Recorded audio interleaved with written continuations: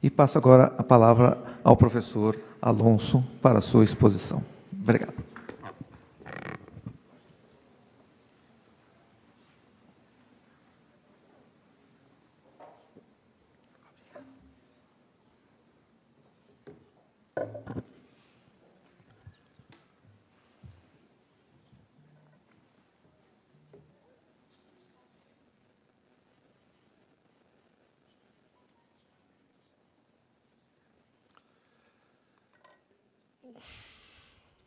Primero quiero expresar mi agradecimiento a los organizadores de este congreso y muy especialmente a Ernesto, que tuvo la amabilidad de invitarme.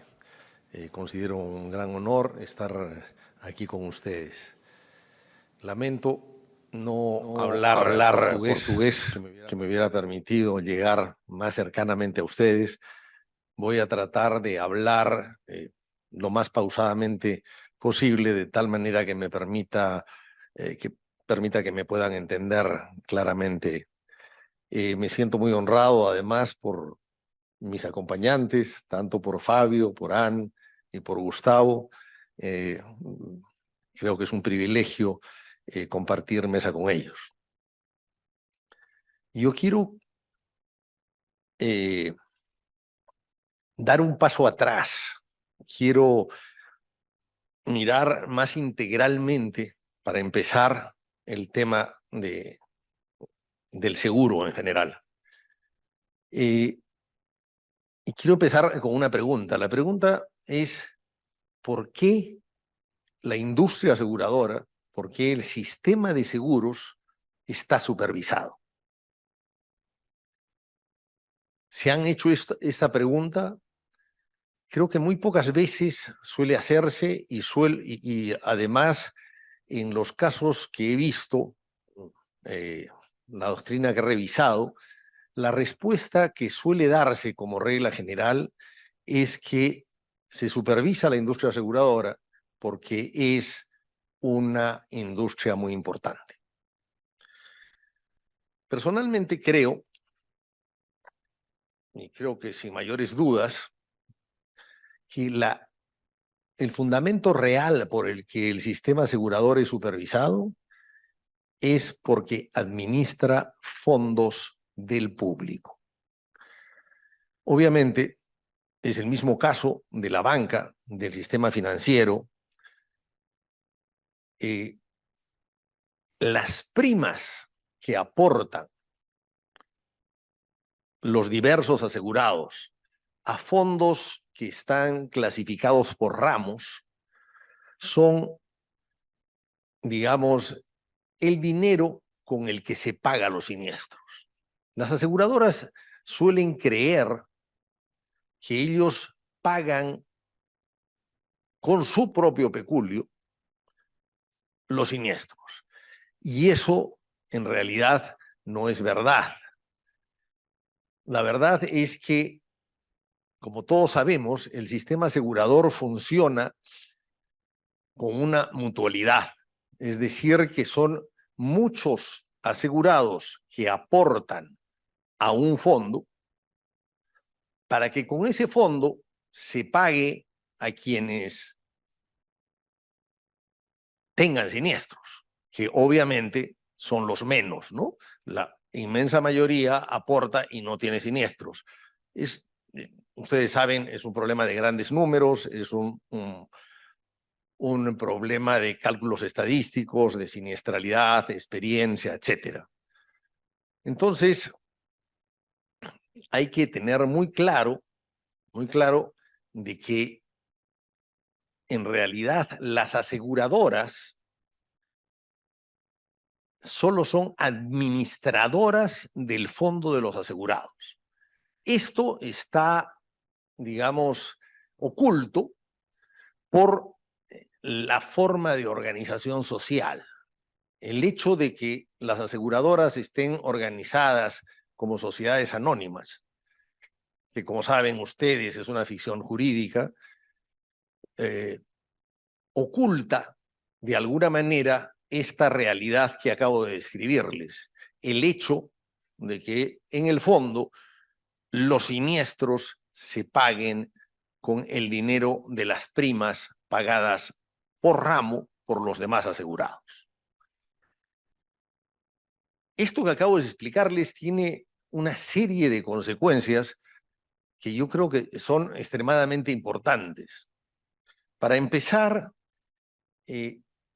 hace notar que el derecho de seguros tiene un ingrediente de derecho público que normalmente es olvidado. El derecho de seguros históricamente ha resultado siendo un desprendimiento del derecho comercial, pero en el fondo,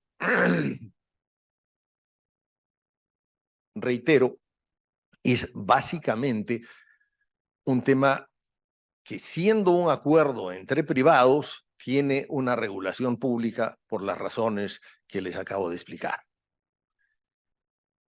Eso, sin ninguna duda, es muy importante y es mucho más evidente en el mundo anglosajón. En el mundo anglosajón ha habido, digamos, históricamente muchas empresas muy grandes organizadas como mutuales. Y el hecho de que eso ocurra ha permitido que las cosas se vean mucho más claras, ¿no?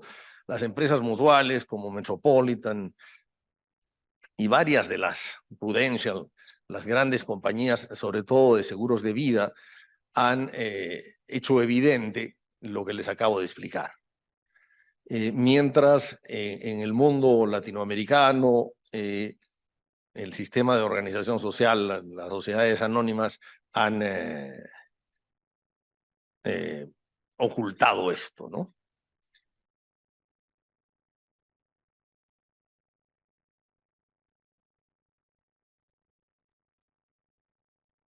Con esta introducción pasemos al tema mismo de la mesa, que es el tema de la regulación del siniestro. Y bueno, creo que no está de más recordar que en el momento en que ocurre el siniestro es el momento en el que, digamos, la verdad sale a flote, ¿no? He contratado la póliza adecuada, está bien contratada. El asegurado, cuando contrata un seguro, lo hace pensando que el día que tenga un siniestro, se lo van a pagar. Lamentablemente, lo que descubre es que muchas veces esto no ocurre. Infelizmente, como dicen en portugués, ha habido una cierta involución del sistema. Antiguamente, sobre todo en el ambiente anglosajón, se respetaba mucho, digamos, la buena fe del asegurado al contratar la póliza, y se trataba de pagar el siniestro, simple y sencillamente para alimentar el sistema, porque las personas contratan seguro para que en el momento en el que tienen el problema sean indemnizadas. Esto desafortunadamente ha involucionado y poco a poco el ánimo de lucro, el deseo de tener cada vez más utilidades, ha llevado a que en nuestros tiempos, y me temo que no solo en Brasil, no solo en Perú, etcétera, se trate de rechazar los siniestros de alguna manera. Como ustedes deben haber sabido, en Estados Unidos se han encontrado casos en los que los empleados eran pagados en función de los montos que lograban rechazar. Esto fue motivo de grandes juicios, etcétera. Pero lamentablemente es cierto que ha habido una involución en el sistema por el ánimo de lucro. Y allí ha surgido, y no específicamente respecto de seguros, una propuesta del Foro Económico Mundial desde donde se ha propuesto un sistema de organización social diferente, en el cual las empresas ya no se deban solo a sus accionistas, sino que se deban a los stakeholders, es decir, a quienes tienen interés en ellas. Creo que el Foro Económico Mundial no es ni medianamente una entidad de izquierda o algo que se le pueda acusar de comunista ni nada similar. Y yo creo que esa propuesta le vendría muy bien al sistema de seguros e incluso al sistema bancario, en general al sistema financiero, porque en realidad hay una administración de dinero público que requeriría de la supervisión de todos los que tengan intereses. Eso querría decir probablemente de que los asegurados, el propio Estado, etcétera, tuviera representación en el directorio, de tal manera que las cosas serían, digamos, el ánimo de lucro estaría profundamente amainado, ¿no? Bueno,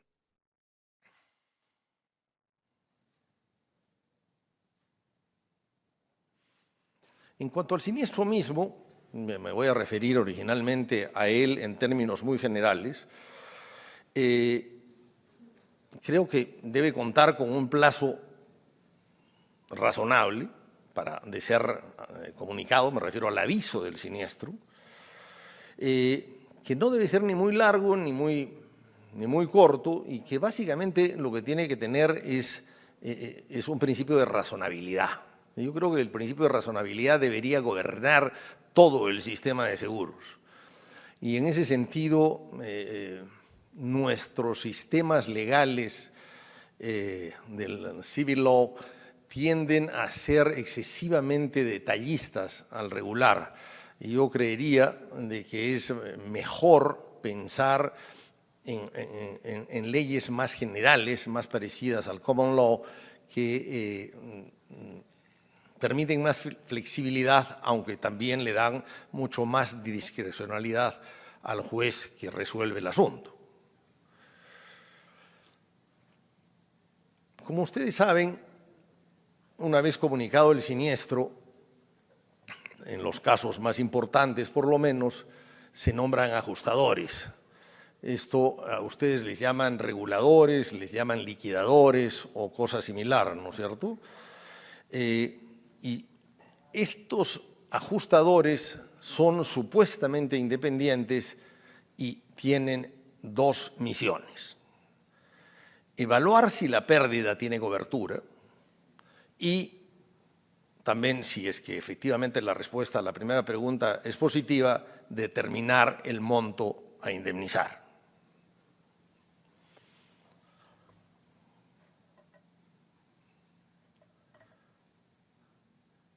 ¿Cuál es el inconveniente con estos señores? Ellos no toman la decisión final.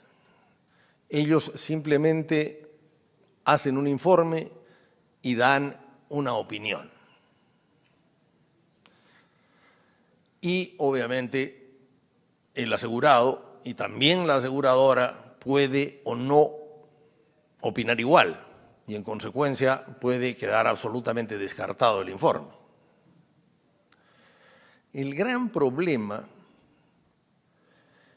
es que los ajustadores, reguladores o liquidadores, como los llaman ustedes, dependen de las compañías. Una vez que un ajustador es puesto en la lista negra, simple y sencillamente va a tener que dejar la profesión porque no le van a encargar más casos. Entonces, hay un problema de dependencia que es muy complicado de resolver. Por lo que conozco en Perú y lo que conozco en otros países, con mucha frecuencia los ajustadores coordinan sus informes con las aseguradoras y normalmente no tienen el nivel de independencia que su función requiere. Entonces, mi propuesta, y que quise incorporarla a la ley peruana, lamentablemente no logré convencer al resto de miembros de la comisión, es que la lista de ajustadores no la pusieran nunca las aseguradoras, sino que fuera la que está inscrita en la entidad supervisora. En el caso peruano, la superintendencia. Obviamente tendría que haber una lista por especialidades y de esa lista quien tendría que escoger, en mi opinión, al ajustador sería el asegurado. Es cierto que esta opción crea un riesgo, y es el riesgo de eventuales arreglos y del fraude, ¿no? Entre el asegurado y el ajustador, pero también es cierto que quien tiene los medios y el suficiente poder para perseguir estos casos son las aseguradoras. Otra alternativa a evaluar sería la posibilidad, y esto es obviamente una propuesta completamente teórica y un poco lanzada al aire, es que que el dictamen de los ajustadores sea obligatorio. Eso ciertamente les daría mucho poder a los ajustadores, pero obviamente sería posible contradecir la opinión del ajustador judicialmente. Pero obviamente tendría que cumplirse primero con el dictamen, ¿no? Esta es una propuesta atrevida, no creo que se pueda implementar en términos inmediatos, pero creo que habría que irla pensando, ¿no? En beneficio de la independencia de la liquidación, del ajuste del siniestro.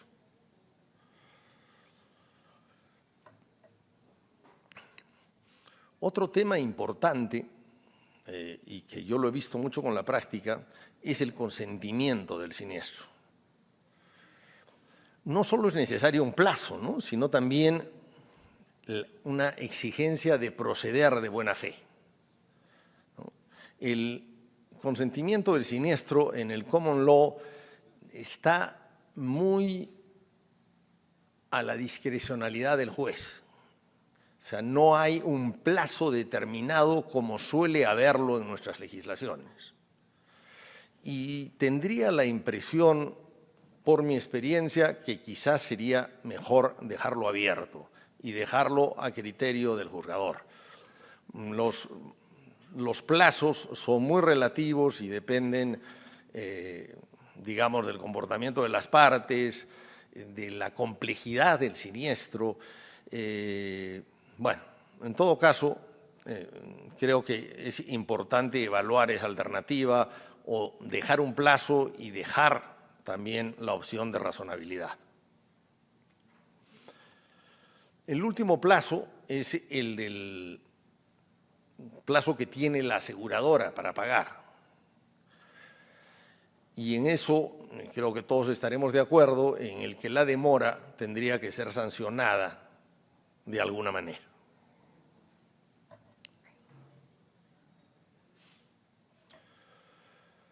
Voy a entrar ahora a analizar un poco con detalle nuestra ley en Perú, que como algunos de ustedes saben, se aprobó el año 2012 y entró en vigencia el año 2013, y en la que participé muy activamente, aunque claro, evidentemente no todo lo que en ella está incluida estuve de acuerdo, porque éramos varios los miembros de la comisión.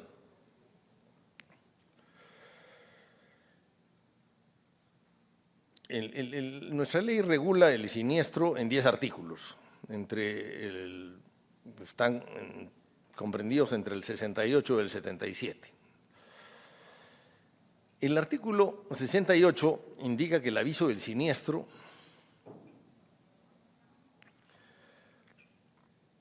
tiene que darlo el asegurado en ciertos plazos que fijaría el regulador. El regulador, estableció que en seguros patrimoniales debería hacerlo tan pronto como tenga conocimiento de la ocurrencia y dentro de un plazo no mayor de 3 días. En el caso de seguros personales, se extendió a 7 días. Por supuesto, esto tiene excepciones. Como es obvio, durante ese plazo no se pueden realizar cambios en las cosas dañadas, salvo que lo autorice la propia aseguradora. Asimismo, señala en el artículo 68 que debe suministrar al asegurador, a su pedido, la información veraz, razonable y necesaria para verificar el siniestro.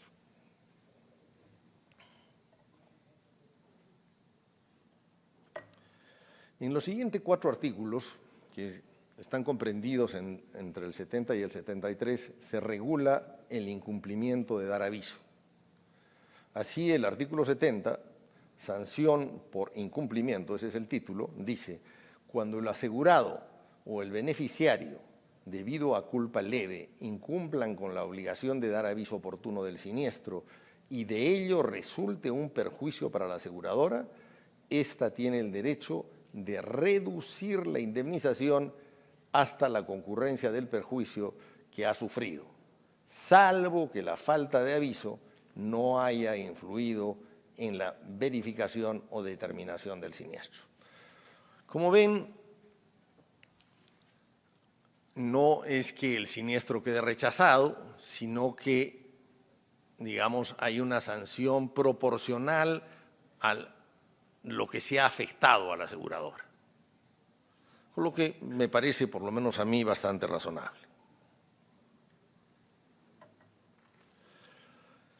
Empero el artículo 71, que dice subsistencia de cobertura, dispone que subsiste la cobertura del asegurador si el asegurado o beneficiario prueban su falta de culpa o que el incumplimiento medió caso fortuito, fuerza mayor o imposibilidad de hecho. Es, como ven, una razón para justificar el procedimiento o la conducta del asegurado, ¿no? Por razones que han sido extrañas a él, no ha podido cumplir con lo dispuesto por la ley.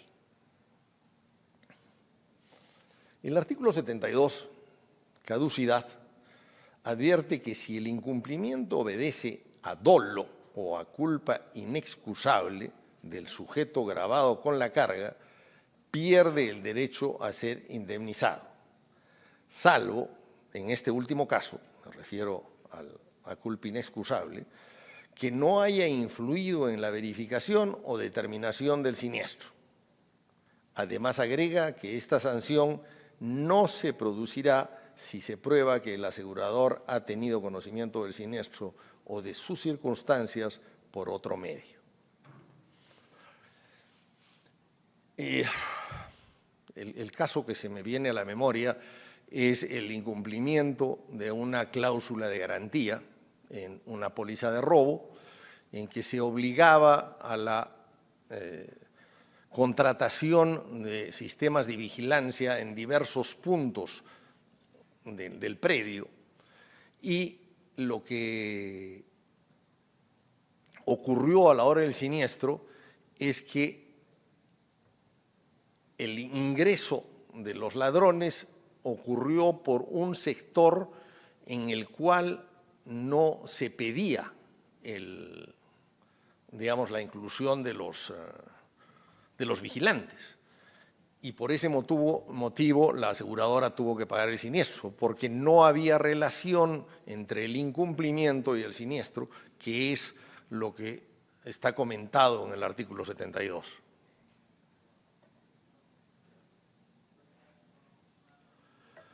Por último, el artículo 73, fraude, apunta que el asegurado pierde el derecho a ser indemnizado si actúa fraudulentamente, exagera los daños o emplea medios falsos para probarlos. Es decir, el comportamiento fraudulento del asegurado siempre es sancionado duramente, como corresponde, y me parece bastante lógico de que en esos casos se sancione el asegurado,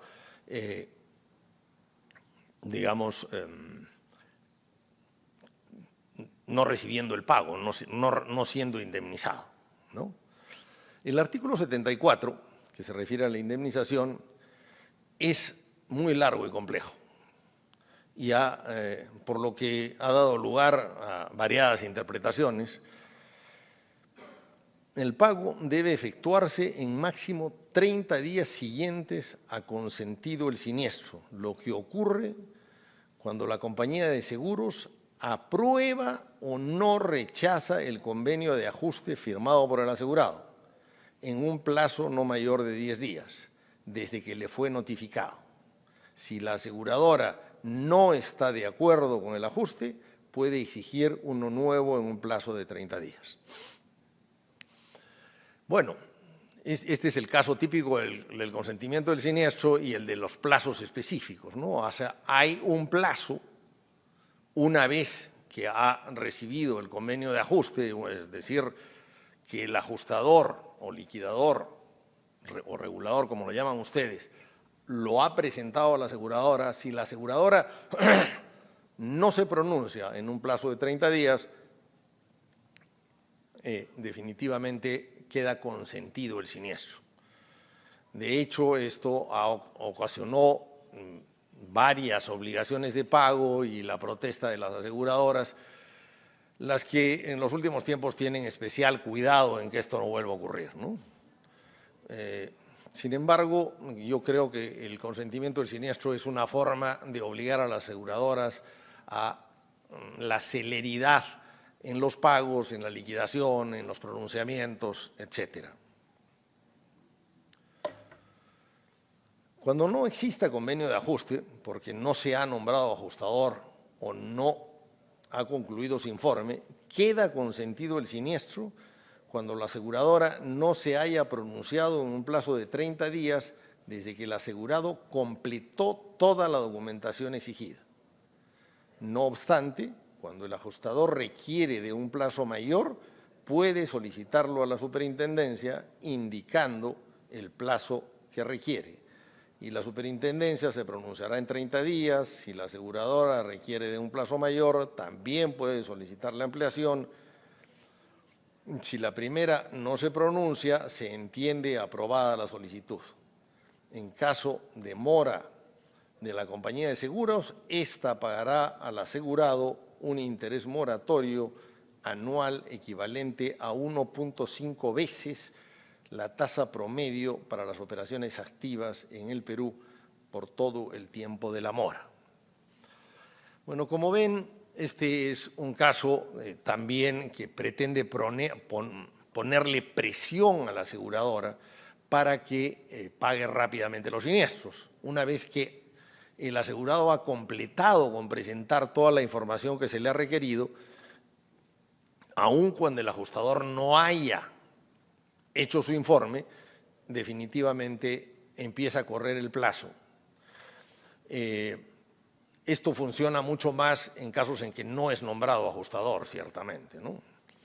Y acá también aparece algo que yo creo que es muy importante, que es la sanción por la demora en el pago, ¿no? Que implica un interés que es 1,5 veces el interés activo en el mercado. El artículo 75, participación del ajustador o perito, establece que el ajustador o perito es independiente y debe ser designado de común acuerdo por las partes, pero su opinión no las obliga. Los informes del ajustador deben ser proporcionados simultáneamente a ambas partes. En caso de que cualquiera de las partes no esté de acuerdo, puede designar a otro ajustador para que elabore un nuevo ajuste o puede recurrir a otro medio de solución de conflictos. Bueno, este evidentemente es el caso del que habíamos hablado antes, ¿no es cierto? en el que el informe del ajustador pues, no obliga, y cualquiera de las partes tiene derecho a tomar opción respecto digamos, del desacuerdo que tiene. Entonces, el ajustador o el rechazo del siniestro o su aceptación puede ser motivo del nombramiento de un nuevo ajustador que muchas veces tampoco sirve de nada, ¿no? O sea, yo he visto casos en que hay un primer informe digamos, de pago de siniestro, un segundo informe de pago de siniestro y la compañía se niega a pagar el siniestro y simplemente se tiene que ir al Poder Judicial o a un arbitraje si es que la aseguradora lo acepta. El artículo 76, pago a cuenta, indica que cuando el asegurador aprueba la pérdida estimada, el asegurado tiene derecho a solicitar un pago a cuenta. Bueno, esto es un uso generalizado en el mercado, no solamente peruano, sino mundial, de que cuando ocurre el siniestro y queda muy claro que está cubierto, el asegurado puede pedir un adelanto de siniestro y normalmente se incluyen cláusulas en las pólizas que permiten pedir ese adelanto sin mayores problemas. Finalmente, el artículo 77, cargas de las partes, señala que corresponde al asegurado demostrar la ocurrencia del siniestro, así como el monto de la pérdida, y al asegurador la carga de demostrar las causas que lo liberan. Bueno, eso es bastante lógico. Como señalé anteriormente, aparecen intereses contrapuestos que no deberían existir. O sea, en realidad, en mi modesta opinión, los siniestros, salvo que sean claramente, que estén fuera de cobertura, o que sean alguna de las excepciones o exclusiones de la póliza, deberían ser cubiertos, pero lamentablemente, como les dije antes, esto no ocurre, ¿no? O sea, más bien las aseguradoras han tendido a buscar la manera de rechazar siniestros. Bueno, eso es todo. Les agradezco su atención. Disculpen no haber hablado en portugués y también quiero ofrecerles absolver cualquiera de las preguntas que tengan posteriormente. Gracias.